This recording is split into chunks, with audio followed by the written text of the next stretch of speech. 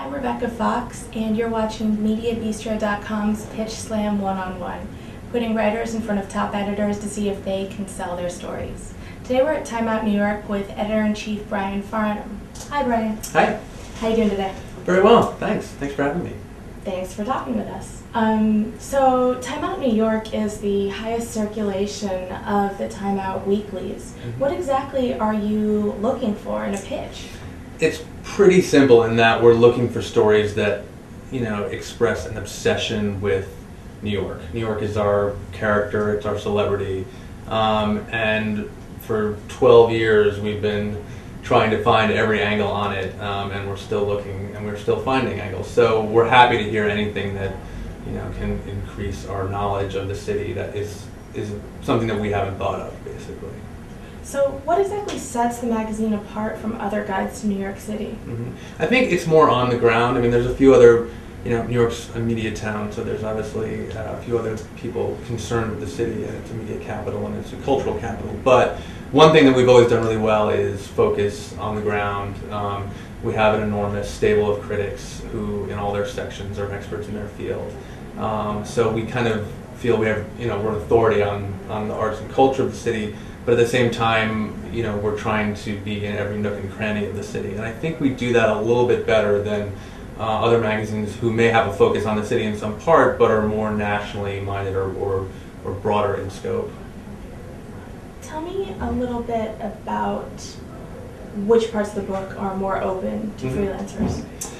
All parts of the book are basically open. Now, when I say that, I mean even in the sections, the editors, whether it's the art section or the dance section, will use freelancers. Normally they're ones that they already have a relationship with or are knowledgeable people in those fields. But there are sections like around town where it's pretty much devoted just to kind of things going on in museum shows or more broadly street festivals, that sort of thing.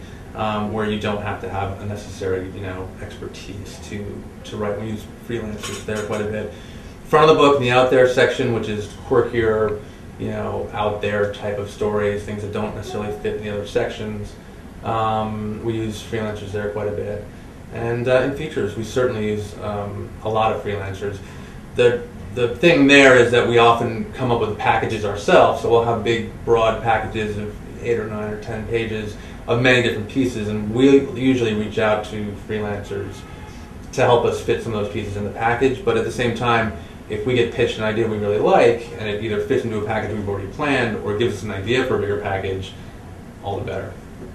So, if you're a freelancer who's new to the magazine, what are the best things for you to do within your pitch to demonstrate that you're the best one to write the story you're proposing? I mean, the best one to write the story is the person who can write well, period.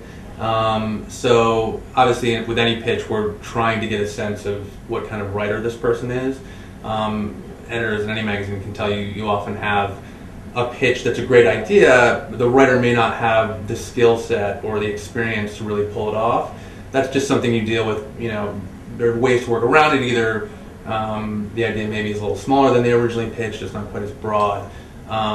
Or it fits into something else. So it's case-by-case basis. But what we're really looking for here are people who have an understanding of how we do what we do, and that means not pitching us a story that we did 2 years ago. Now, I don't expect people to know the entire archive of the magazine, but I do recommend that people, and this is for any magazine, take a day if you're a freelancer at the library, spend some time with back issues, not only to see what's been done, but you'll see opportunities in stories that were done that may have been missed if you're smart. And those are very pitchable because they're obviously right in the wheelhouse of what that magazine is doing. Sure.